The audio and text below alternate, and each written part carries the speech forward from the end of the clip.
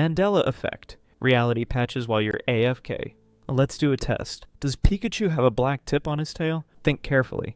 You've seen Pikachu 1,000 times. On cards and games and movies. You know what he looks like.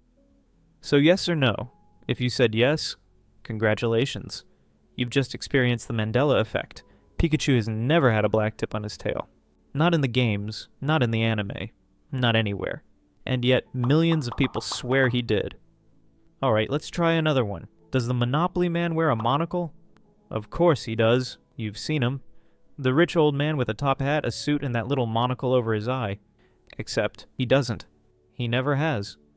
The Mandela effect is the strange phenomenon where large groups of people all remember something one way, only to find out that it never existed like that. At least, not anymore. The name comes from Nelson Mandela. Huge numbers of people remember him dying in prison in the 1980s. They recall watching the funeral on TV, seeing the headlines, even discussing it in school. Except that never happened. He was released, went on to become president of South Africa, and died in 2013. So how do millions of people share the same false memory?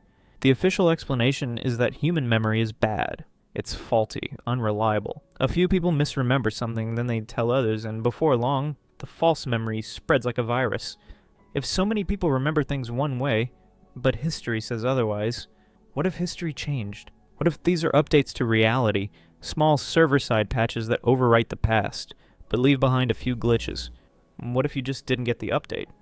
Some believe this is proof that we're shifting between alternate timelines, that every so often we move into a slightly different version of reality, but our memories don't fully sync.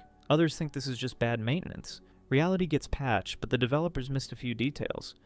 Either way, if you ever notice something changing that shouldn't be able to change, it's already too late.